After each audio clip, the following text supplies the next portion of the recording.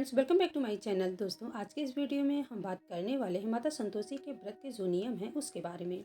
तो संतोषी माता का व्रत कब से शुरू करना चाहिए और संतोषी माता का व्रत कितनी संख्या में करना चाहिए, व्रत का महत्व क्या है, क्यों हमें ये व्रत करना चाहिए और व्रत करने का शुभ समय क्या होता है, व्रत करने की पूरी विधि क्या है, व्रत के समय हमें क्या भोजन करना चाहिए और व्रत के दौरान व्रती के घर वालों को क्या क्या चीज़ें मानना चाहिए, व्रत का उद्यापन कब करना चाहिए और व्रत के लिए क्या क्या पूजन सामग्री लेना बहुत ज़रूरी होता है। तो वीडियो को बिना स्किप किए वीडियो को ज़रूर देखें और चलिए वीडियो को अब शुरू करते हैं। दोस्तों, माता संतोषी का व्रत शुक्रवार को करते हैं। संतोषी माता विघ्नहर्ता गणपति की पुत्री हैं और रिद्धि सिद्धि की बेटी हैं। जैसे इनके नाम से ही पता चल रहा है कि ये परम संतोष को प्रदान करने वाली हैं। जिस भी चीज़ की आपको कामना हो, चाहे कुंवारी कन्या सुयोग्य वर के लिए करना चाहती हो तो कर सकती हैं, सौभाग्यशाली महिला अपने सफल दाम्पत्य जीवन के लिए करना चाहती हैं तो वो कर सकती हैं, संतान प्राप्ति, धन प्राप्ति, सभी तरह के रोगों से मुक्ति के लिए आप माता संतोषी के व्रत को सभी लोग धारण कर सकते हैं। इस व्रत को सुहागन महिला, पुरुष और कुंवारी कन्या कोई भी कर सकती हैं। संतोषी माता का व्रत किसी भी मास के शुक्ल पक्ष की प्रथम शुक्रवार से किया जाता है। यह व्रत मलमास, खलमास और सूतक पातक में नहीं किया जाता है। और इस व्रत को हमें कितनी संख्या में करना चाहिए, तो देखिए, माता संतोषी का व्रत कई लोग 11, 21 की संख्या में करते हैं, लेकिन यदि आप 16 की संख्या में करें तो ये बहुत अच्छा माना जाता है। चलिए जान लेते हैं संतोषी माता के व्रत के पूजन सामग्री के बारे में। तो सबसे पहले माँ संतोषी की फोटो या मूर्ति को रख लेना है, व्रत कथा की बुक ले लेना है, उसके बाद गणेश जी की मूर्ति ले लेना है, धूप, दीप, फूल और गणेश जी के लिए दूर्वा रख लेना है, कोई भी मौसमी फल रख लेना है, एक जटा वाला नारियल रख लेना है।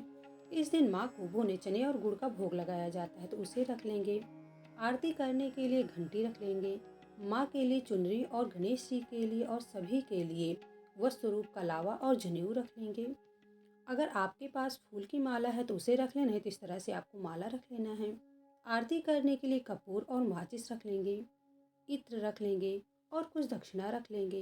टीका करने के लिए कुमकुम, हल्दी, अक्षत रख लेंगे। एक जल से भरा लोटा रख लेंगे। तो ये सभी सामग्री आपको पूजन करने के लिए रख लेना है। पूजा करने के लिए सबसे पहले पूजा के स्थान को अच्छे से साफ कर लेंगे। उसके बाद एक पट्टी पर लाल शुद्ध वस्त्र बिछाएं और इस दिन खुद भी लाल, गुलाबी, पीला वस्त्र धारण करें। और अगर पुरुष व्रत कर रहे हैं तो वे पीले रंग के वस्त्र धारण करके माता की आराधना कर सकते हैं। उसके बाद चावल का आसन देकर माँ संतोषी की फोटो और व्रत कथा की बुक को रख लेंगे। उसके बाद चावल का आसन देकर कलश के अंदर गंगा जल मिला जल भर देंगे। उसके बाद फूल, हल्दी, कुमकुम, अक्षत डाल देंगे और कलश के कंठ में मौली बांध देंगे। उसके बाद कलश के ऊपर भुने चने और गुड़ का प्रसाद रख देंगे।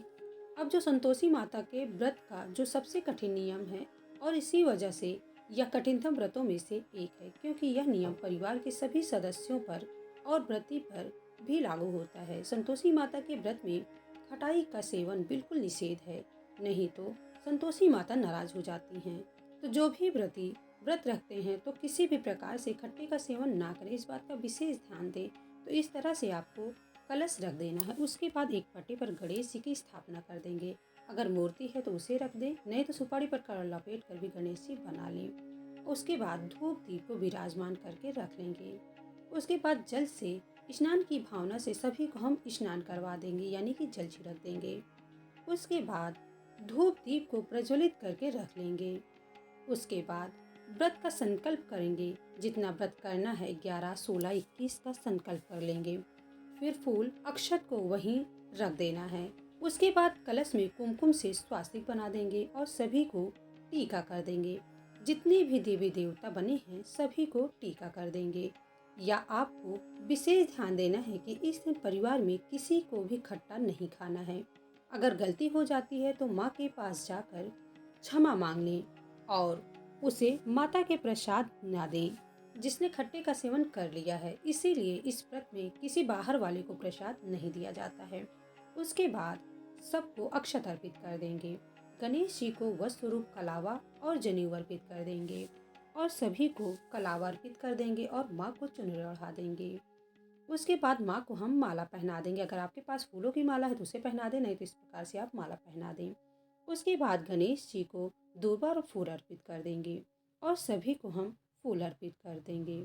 व्रत में नमक का सेवन नहीं किया जाता है और एक समय मीठा भोजन करें और दिन भर फलाहार रहकर व्रत करें। सभी को इत्र लगा देंगे। भोजन सिर्फ एक ही समय करना है, जब आप संध्या काल की आरती कर लें, वंदना कर लें। उसके बाद जब व्रत का संकल्प पूर्ण हो जाता है तो व्रत का उद्यापन करना होता है। 11, 16, 21 उसके बाद ही करना होता है। तो इसी विधि से उद्यापन वाले दिन भी आपको पूजा कर लेना होता है। उसके बाद भोग स्वरूप जटा वाला नारियल, गणेश जी को अनार और माँ को केले का भोग अर्पित कर देंगे। इस दिन माँ को वही फल अर्पित करें जो कि आप खुद भी ग्रहण कर सकें। एक पात्र में जल भरकर रख देंगे। तो उद्यापन वाले दिन भोग को थोड़ा ज़्यादा ही अर्पित करना होता है, क्योंकि उद्यापन वाले दिन भोग को वितरित करना होता है। उसके बाद एक लोटे में जल और हाथ में चने और गुड़ को लेकर व्रत कथा को पढ़ लेंगे या फिर सुन लेंगे। और कथा पढ़ने के लिए आपको जो कलश के ऊपर प्रसाद है उसी में से चना और गुड़ ले लेना है। और कथा समाप्त होने के बाद चने और गुड़ को एक प्लेट में रख देंगे। उसके बाद उसे उसी दिन गौ माता को खिला देना है। और अगर मैं कथा को पढ़ूंगी तो वीडियो बहुत लंबी हो जाएगी, तो कथा के वीडियो का लिंक आपको डिस्क्रिप्शन बॉक्स में मिल जाएगा, वहां से आप सुन सकते हैं। उसके बाद आचमनी कर लेंगे, फिर कुछ दक्षिणा अर्पित कर देंगे। उसके बाद कपूर से या फिर दूसरे दीप से प्रेम पूर्वक आरती उतार लेंगे। गणेश जी की, माँ संतोषी की, सभी की हम प्रेम पूर्वक आरती उतार लेंगे। और उद्यापन वाले दिन हवन आपको जरूर करना है। और उद्यापन वाले दिन एक और जरूरी नियम है, वो है बालकों को इस दिन भोजन कराया जाता है। हर उद्यापन में अलग अलग उद्यापन के नियम हैं। तो संतोषी माता के व्रत में कुंवारे लड़कों को भोजन कराया जाता है। तो ऐसे में 8 लड़कों को भोजन कराने का विधान बताया गया है। और यहीं बैठे बैठे माँ के मंत्रों का जाप करें। और भोजन में लड़कों को भोजन क्या कराएंगे तो देखिए, भोजन में पूड़ी, हलवा, खीर, चने का साग, अगर संभव हो तो चने का साग बनाएं, नहीं तो कोई बात नहीं।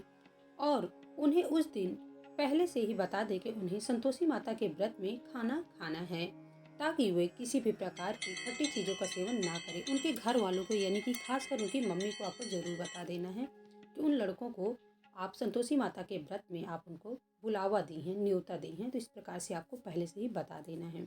बच्चों को आप जो दक्षिणा देते हैं उसे ना देगी, नहीं तो बच्चे कुछ खट्टी चीज़ें खरीद कर खा सकते हैं।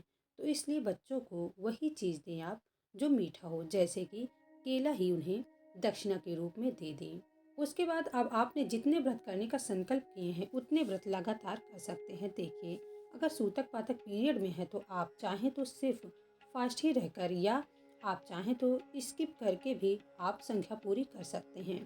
तो आप दोनों तरह से यह व्रत कर सकते हैं। तो दोस्तों, इसी विधि से आपको माता संतोषी के व्रत और उद्यापन की विधि को कर लेनी है। उसके बाद हाथ जोड़कर पूजा में रही कमियों के लिए माँ से क्षमा प्रार्थना कर लेना है। दोस्तों, आपको ये वीडियो कैसे लगी? अगर वीडियो थोड़ी सी भी यूज़फुल लगी हो तो मेरे वीडियो को लाइक करें, चैनल को सब्सक्राइब करें और जितना ज़्यादा हो सके शेयर करें। Thank you.